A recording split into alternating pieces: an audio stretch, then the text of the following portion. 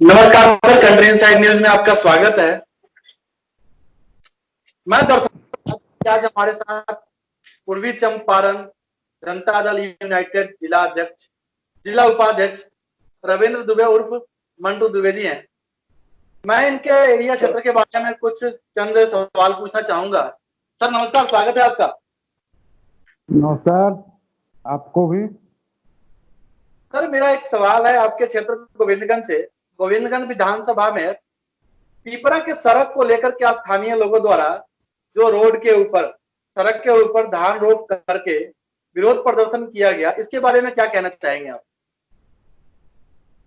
देखिए, सिर्फ पिपरा का ही समस्या नहीं है।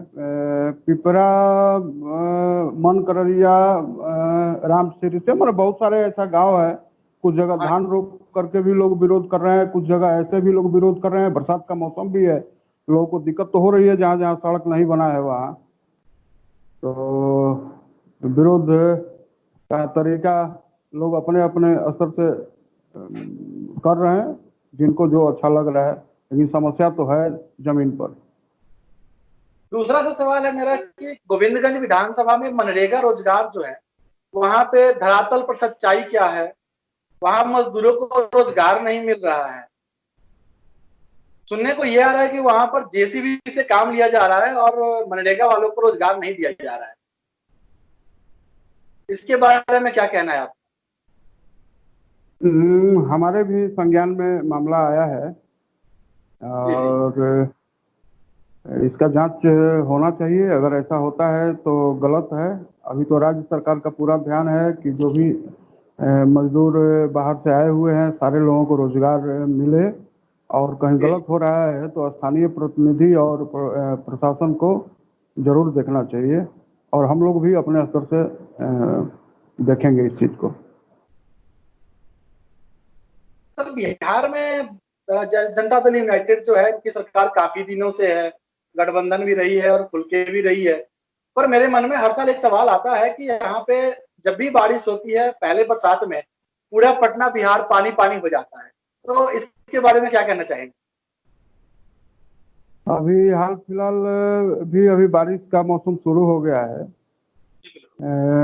हर साल ये समस्या हम लोगों के सामने आता है, लेकिन हमारे यहाँ जो बरसात के पानी से जितना बाढ़ का समस्या नहीं होता है, उतना नेपाल के पानी छोड़ने से समस्या आता है। तो अभी जो नेपाल का मामला है, जो 36 उसके जो ब्रिज, गंडक ब्रिज के पास जो 36 वो उसका टोटल द्वार है, उसमें से 18 द्वार भारत का है और 18 नेपाल के हिस्से में आता है। तो नेपाल कभी कभी होता है कि हम लोगों को खोलने नहीं देता है, और वो कुछ ज़्यादा ही खोल देता है, जिससे बाढ़ का समस्या हम लोगों को बराबर बना हुआ रहता है। अभी राज्य सरकार और केंद्र सरकार कुछ इस पर विचार कर रहा है लोग कि समस्या जल्दी खत्म हो। ठीक है सर, एक और सवाल है कि राजेपुर में जो सड़क और अस्पताल आपके पहल से बना, ऐसा हमने सुना है। इस मामले में काफी घोटाला हुआ, न ही सड़क की गुणवत्ता सही है, न इसकी लंबाई चौड़ाई के बाद अस्पताल की आज तक भवन का निर्माण नहीं हुआ, ना ही वहां कोई डॉक्टर बैठा है। इसके बारे में आपका क्या राय है? देखिए, इसमें हम 2 मिनट आपका समय लेंगे तभी पूरा हम आपको बता पाएंगे। जी जी।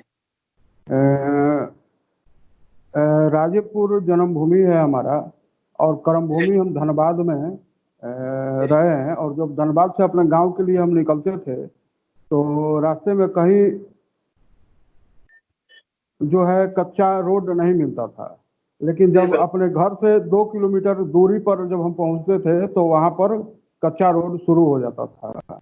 तो हमारे ध्यान में आया, चूंकि हम भी चुनाव 2010 से बतौर निर्दलीय प्रत्याशी के तौर पर लड़े थे, तो हम बोले कि जब इतने सारे हमारे प्रतिनिधि पूर्व में रहे हैं और सब लोग रहे हैं, और आज तक हमारे गांव का रोड नहीं बना, तो शुरुआत कहीं ना कहीं क्षेत्र से करना है। तो शुरुआत अपने गांव से ही किया जाए। तो एक शुरुआत कर करके, उस समय हम जदयू में नहीं थे, फिर भी हम प्रयास करके मुख्यमंत्री जी से मिल करके और 2.4 किलोमीटर वर्ल्ड बैंक योजना के अंतर्गत रोड को पास करवाए। कुछ राजनीतिक अड़ंगबाजी के कारण थोड़ा विलंब हुआ, लेकिन रोड बना। जहाँ तक रोड में कुछ गड़बड़ी का सवाल है, तो निश्चित रूप से जहाँ ठेकेदारी का काम होता है और जहाँ के लोग जागरूक अगर नहीं रहेंगे तो स्वाभाविक है कि वहाँ गड़बड़ी होगा ही होगा। काहे कि राजेपुर का जो रोड बना है, अभी हाल फिलहाल हम गए थे तो वहाँ देखे भी कि जो नली रोड के किनारे किनारे बनना चाहिए वो नहीं जी बना है, और जो 12 फीट का रोड बनना चाहिए वो भी कहीं कहीं नहीं बना है, कहीं कहीं बना है, कहीं कहीं नहीं भी बना है। तो वहाँ के जो लोग हैं ग्रामीण स्तर पर, इन लोगों को भी कम से कम प्रशासन को अवगत कराना चाहिए। काहे कि अगर हमारे यहाँ के प्रतिनिधि सही रहते तो इस तरह का देखने के लिए या सुनने के लिए नहीं मिलता है। सर, अभी आपने बताया कि और राजेपुर आपका और जो है और एक जन्मभूमि है। और एक मिनट और एक मिनट इसमें आपका जी ये जी रह गया, बिल्कुल। अस्पताल के बारे में जो आप बोले थे, तो हाँ अस्पताल जी हाँ। राजेपुर में एक छोटा अस्पताल भी उद्घाटन हुआ था। हमारे ही प्रयास नहीं, गांव के भी बहुत सारे लोग थे जो हमको सहयोग किए इसमें, और सबसे ज्यादा सहयोग उस समय की जिला परिषद अध्यक्ष मंजू देवी जी का रहा, कि जिनके जी जी सहयोग से ही हम लोग राजेपुर में एक छोटा सा अस्पताल और एक बड़ा अस्पताल, दोनों अस्पताल शिलान्यास और उद्घाटन एक ही दिन हम लोग करवाए। और अपने यहाँ के जितने हमारे जो जीते हुए हारे हुए नए पुराने प्रतिनिधि थे, सारे लोगों को आमंत्रित करके और दिखाए कि हारने के बाद भी और मुखिया सरपंच विधायक सांसद नहीं रहते हुए भी अगर मन में काम करने का जज्बा हो तो कर करके कुछ काम अपने क्षेत्र के लिए दिखाया जा सकता है। जी बिल्कुल बिल्कुल। अभी सर आपने बताया कि जो राजेपुर है वो आपकी जन्मभूमि है, तो वहां से भी मेरे मन में एक सवाल है कि वहाँ की प्राथमिक विद्यालय जो है वहां जाने के लिए कोई रास्ता नहीं है। तो इसके बारे में आप क्या कहेंगे? सरकार भी आपकी, पार्टी भी आपके, वहाँ पे जो विधायक हैं वो भी मैंने को सुनने को आया कि वो आपकी ही पार्टी से है, अलायंस से है, पार्टी से है। तो मेरा कहना है कि वहाँ पे सड़क कब तक मतलब निर्माण हो सकता है कि बच्चों को कम से कम विद्यालय जाने में दिक्कत ना हो। वो विद्यालय है, रास्ता सही होगा तो विद्यालय बच्चे जाएंगे, वो देश के भविष्य को और बनाएंगे। इस रास्ते के देखिए बारे में क्या? देखिए आपका कहना सही है, और इस तरह का सुन करके थोड़ा पीड़ा भी होता है, और हम जी जी अपने स्तर से भी कुछ प्रयास इसमें किए थे। लेकिन अगर कुछ लोग का विरोध अगर उसमें नहीं होता तो निश्चित रूप से राजेपुर का रोड बन गया रहता। और वो स्कूल जिसके बारे में आप बता रहे हैं वो अंग्रेज के समय से स्थापित स्कूल है, और जी हम लोग भी उस स्कूल में पढ़ चुके हैं, हम लोग भी उस स्कूल के विद्यार्थी रह चुके हैं।